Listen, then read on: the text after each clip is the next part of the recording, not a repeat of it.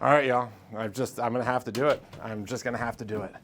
I told myself I wouldn't use bad language on this channel, but at some point we've got to talk about special assessments. So if you've been sitting on a board and you've been thinking about proposing a special assessment, but you're really nervous because of the political backlash that you may get from the owners in the community, you're not alone. So today we're gonna talk about the differences in how a special assessment can be approached. Disclaimer, all documents are different. This is kind of a broad overview, okay? So this is just in a position of how it gets approached. All right, so let's get into it. All right, so every time a board announces a special assessment, the reaction is basically the same. Homeowners panic, Facebook groups explode, and someone immediately asks, who on the board approved this without asking us first? And that's the problem. It's not the special assessment, it's the approach. All right, so how special assessments are usually framed.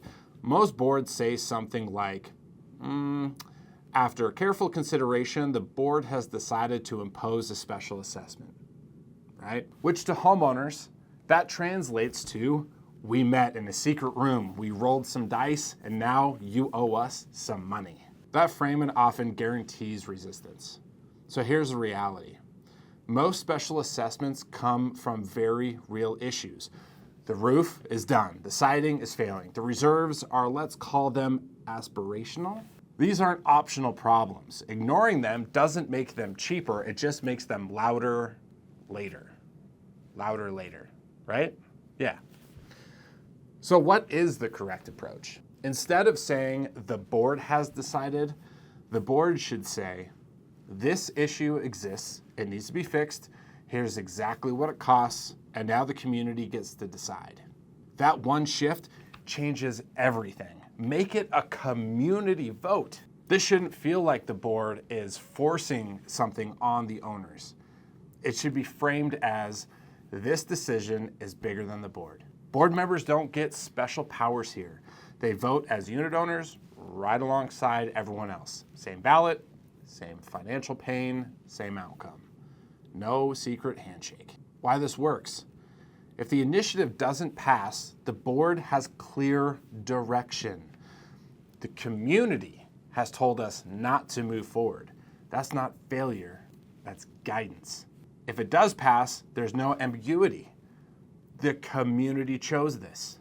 Now, the board isn't the villain. They're just carrying out the will of the owners, which is literally the job. The big picture, special assessments aren't about control, they're about responsibility. And when everyone shares in that responsibility, something magical happens. Less anger, more buy-in, and far fewer emails that start with, I'm trying not to be difficult, but ... It must be clear, they're absolutely trying to be difficult. So final thought. The cost exists whether you vote or not. The question is simple. Do you want the board to take the heat for the decision, or do you want the community to own it together?